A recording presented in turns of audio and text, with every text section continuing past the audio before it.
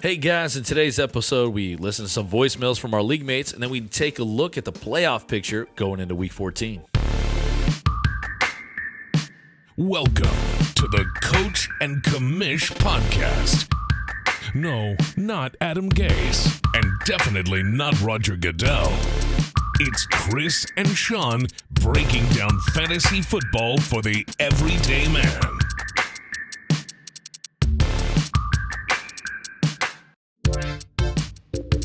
Welcome back. You're here with the Coach and Commish. I'm Chris, Sean to my right, and today in our 757 Playoff Bonanza episode, as I call it, we're making a playoff push. We have one spot open. 5 of the playoff spots have been clinched. Now we're looking at who's going to go into the 6th spot. But do you want to listen to our voicemails here? I think we got a very important one from Daniel. Yeah, our league accountant here is going to give us the breakdown as he does every year. First, I just wanted to give a lay of the land. So if things don't change, right now we're looking at what would be me and Phil getting the bye week. Yep. And then we've got, hold on, I got to refresh my page here. Yeah. I don't know if you want to go ahead and read it. Yeah, so then we got Leroy sitting at 3rd, Morgan at 4, Tim at 5. And if everything ended here, Daniel would be at 6, but it's not clinched yet. There's about 5 people below him fighting for that last spot, honestly. Yeah. No one's really mathematically out of it except for this guy. So the matchups next week would be, if nothing was to change, you'd have Tim versus Morgan. I would be on bye. Phil would be on bye. And then we'd have whoever gets into that 6th spot would play Leroyce. So. Yeah, and Leroyce and you are kind of running for that bye week. Yeah, we're within 10 points of each other. Mm-hmm. It can really shake out. I mean, let's listen to what Daniel says first. Yeah, and he knows the whole thing. Here's Daniel. Hello, Coach and Commish. I am calling to give a state of the league standings to talk about some of the potential playoff scenarios for clinching and seeds.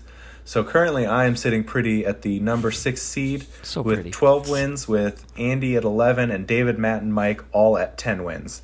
So immediately I can get in by winning both of the points win and the head-to-head win. If I lose one of those, it gets a little bit more muddled. Andy can jump me if he wins both and I lose both, or he has me in the head-to-head and points if we end up in some sort of tie. David, Matt, and Mike get a little bit more interesting there, all at the 10 wins. So I have the head-to-head win over David and Matt, but not Mike. So if David or Matt in their matchup end up tying me at 12, I'll jump them. If Mike beats me and Andy doesn't end up in that spot, I will lose out to Mike. But if either of them end up in a 3-way tie, we ignore the head-to-head and we go straight to points, and then that would make it so we'd go by points scored, which would favor Matt currently with the most points of the 3 of us, of me, Matt, and Mike, and then Andy has the most points of all of those, hoping to clinch the 6th spot. So there's a lot of moving parts. I think I am in a good spot and control my own destiny, but Andy getting to play Chris on the Patriots bye, which is almost all of his running backs, will definitely play in his favor, but I'm hoping that this is just an easy thing for me, and I'll be cruising into the playoffs.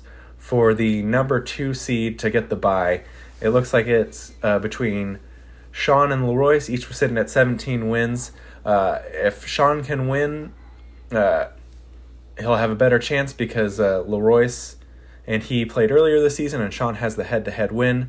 But there's still some moving parts with Tim and Morgan, each at 15 wins, that if they were to get the head-to-head win, if they were to get the points win and the head-to-head win, they could easily jump some things going off of points, with Morgan far and away having the 2nd most points, followed by Sean and then Leroyce. So a lot of moving parts to watch, and it'll be really fun to see how the season pans out. So I don't know how well you followed that. You may need to rewind this and listen a few more times for all of you players. What I think is, I need a win for Daniel to get in. And it kind of sounds like that. So, Daniel, if I do this, man, what do I get in return? I mean, I got to do some magic with my whole New England backfield out of there. Even though I've only started Harris, the rest of the guys are on the bench. But, yeah, that's some craziness going on there at the back end of the play for the 6th seed. Yeah, I would say let's start with the less important, which would be for the 2nd seed, the bye week. Like he said, I wasn't sure he was going to talk about it, but yeah, it's a 3-person race, I think, between me, Morgan, and Leroyce. Tim doesn't have the points to do it. Even if he ties us up there, I don't think it's possible for him, unless he's got a head-to-head over one of me or Leroyce. I think he has it over me, but the likelihood of that happening is pretty low. So I think it's going to come down to I play Morgan this week, so Morgan's got a shot at it, because if he beats me, and I would have to miss out on the points as well. But if he beats me, there's a good chance I didn't score that many points. And, if so facto, he gets 2 wins on me. And then Leroyce is playing Joe, and Joe's squad shows up every once in a while. So if Joe's was to beat Leroyce and Leroyce didn't show up, then like Daniel was saying, the points is what it would get Morgan at. So what I kind of want to break down here is kind of just our thoughts and what we think will happen this week. Leroyce actually plays Daniel. Oh, I'm sorry. I'm looking at last week's here. Yeah. But yeah, he plays Daniel. So that's, someone else fighting for the playoffs there, and is actually projected to win right now. So looking at it right now, we'll start with my matchup, because this is a big matchup for the 2 seed, because we're both fighting for the 2 seed. Chris, what are your kind of thoughts on who do you think is going to take home this win? I think the 2nd seed will probably go to you, because Leroyce is killed by that week 14 bye week. Yep. That right now he's out of running back and out of tight end because of bye weeks going into this week. So he's gonna have a tough time finding suitable players, because on his bench he's got a lot of handcuff guys. Yeah. So he's gonna spend the rest of his fab, it seems like, to do that. Or is he just fine being in the playoffs and seeing how things roll? So I think the 2nd seed, the 2nd bye, will probably go to you. You got a better matchup. Yeah, and I play Morgan, who is going to have a little bit of a running back issue here. He's got Elijah Mitchell. He's also got Wilson, but they might both be hurt, so he might be fighting for JaMychal Hasty. He's got Waddle on bye. It doesn't look like Chase Edmonds is going to be worthy of coming back at this point. Debo coming back would be a big boost for him. I really think they would be a little careful with bringing him back from that groin. I don't think he'll play. And then also David Carr, he picked him up. That's probably one of the big reasons why I beat him this past week. Hurts was hurt. Now Hurts is on a bye. Yeah, he's hurting at quarterback. I just think that, not to brag on my own squad here, but with Tom Brady, Javonte Williams, Alexander Madison, I can slot Tyler Lockett in for Michael Pittman on a bye, Chris Godwin, Hawkinson, and then, Kamara's supposed to come back at some point. He got T. But if he Higgins doesn't, then I can play T. Higgins. So. Yeah, I like T. Higgins sitting on your bench right now. So I think I'm set up to hopefully take that 2nd seed. But let's talk. Go ahead, give your thoughts on the 6th spot. This is what everybody wants to know. Who's going to end up winning the 6th spot? All right, so I think when it comes down to who's going to win that 6th spot, I lean toward. Well, before I say that statement, let me double check my homework here before I go here. Oh boy, looking at Andy, I like Daniel better in that 6th spot, because he controls his destiny against his lineup is ready to go when he's playing a guy who's going to have to scramble for a lineup, so he gets the head-to-head points. And his players play some very, very likable opponents here. An Eckler against the Giants, that's pretty good, where that can be a blow-up game. You spoke about this before. DJ Moore at Atlanta. All right. Freiermuth at Minnesota. There's no defense right now in Minnesota. I know that, sadly. Right. So there's some big play potential here. A little tough one. Dak Prescott against Washington. That's a divisional one. That might be a little tough, but I like Dak better than Wilson, who dinner rolls has to roll out. Pun intended. I think that you're right. It probably goes to Daniel. But I wouldn't sleep on Andy. I think Andy's got the points for it. That if somehow Leroyce can end up beating, or just, I think what's more likely is David or Daniel doesn't get the extra win. And if that was to not happen, that would give Andy a tie, and I think that with the points, he's far and away got it. We look at, you probably think Andy should probably beat me here this last week, right? Let's just say he does that. But I don't know if he's going to get enough in the points win in the median. Because the little things matter. Got to pick up a good kicker. Who's he going to put down as defense on as a waiver wire pickup? I don't think he was keeping Miami the whole time, but he's got to go out there to the waiver wire and pick up a good kicker and a decent defense, because these little points matters. If he wants to stay in, he's got to beat me, and he's got to get the median win. Yeah, I'm excited to see it, though. It's a great position to be in where I can just kind of, as Phil says, sit back and watch. I have a little bit to play for, but my weekend won't be terrible if I have to play. Yeah, and I just got a text from Daniel, and he said he will take me to Roost Chris Steakhouse if I beat Andy for him and let him lock up the 6th seed. So, Daniel, I love that you did not say that. I just made that up online or on air right now. But that's what it'll take. I will bench all my guys and let Andy win. No, I will not do that. All right, but I do expect something if I help you out and beat Andy here. All right, and so we've heard our voicemails, but we haven't heard from the man who's taken over this segment. This is his podcast now. It was his idea, and I think that this podcast everyone's enjoying listening to Captain Morgan. So let's see what he has to say this week. The GOAT. All right, so the week 13 is over. And you guys didn't know, this is the 69ers mini podcast here. I talked to Sean and we made an agreement. This show is now sponsored by Qdoba this week, and now I get more airtime to tell you all about my problems. But week 13 kept me humble. Chris's team went off. Great work. Justin Jefferson and Herbert combining for 60. Yep. That hurts. But, he got me. Rashad Bateman getting 0 is kind of funny to me, but I know everyone. Sean's like, it's over, Morgan. But anything that involves Tim, I'm taking it to my grave. I'm like, if it benefited Tim, we got problems. So still holding a little grudge about it. He's going down with Terry on top. I got my butt whooped this week. So next week I'm facing Big Sean. We've been talking about it since I think it's like week 5 or 6. I'm like, Sean, I'm facing you in the end of the season, and I told you it's coming down to the 2 playoffs. We are both locked into the playoffs, but still, he's obviously ahead of me. So this week almost feels like a bye week where I just get ready for the playoffs. It's not over yet, Morgan. Overall, excited for this week. Might do some waiver wire action. We'll see what happens. But great work to Sean and Leroyce, who pretty much clinched their top spots in the playoffs besides Big Phil. I'm excited to see what happens and who gets the bye week for position number 2. But that's it this week. I'm just trying to get back in order. I got my butt whooped and I'm ready to come back and be the hero this league needs. The hero that the league needs. They claimed it.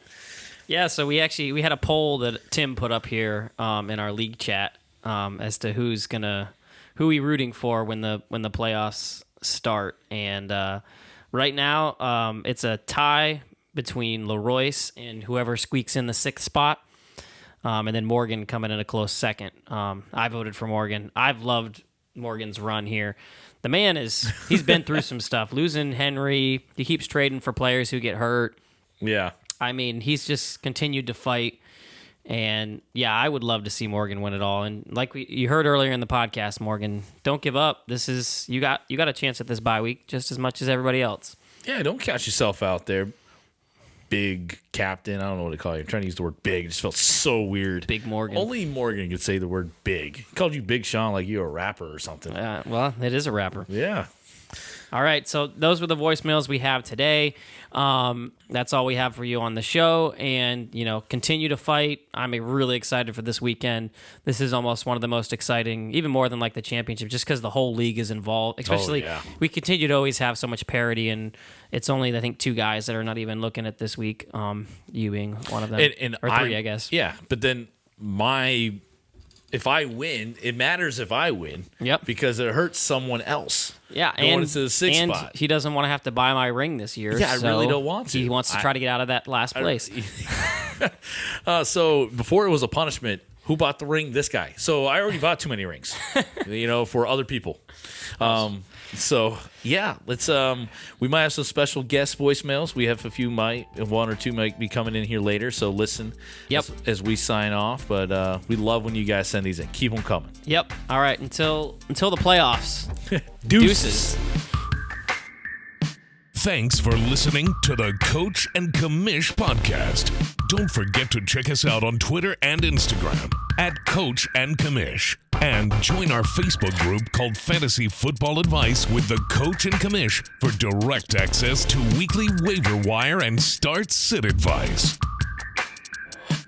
All right. Hello, America. This is the better twin of the 757 League. I'm so sorry. I apologize for the thousands of viewers that have to listen to my lesser half known as Chris Schoenrock. That's his terrible advice. It's probably lost you a lot since he's currently a last place person in this league. I would like to be officially on the record again here on the YouTube verse that this will be the second year in a row that I finished better than Chris.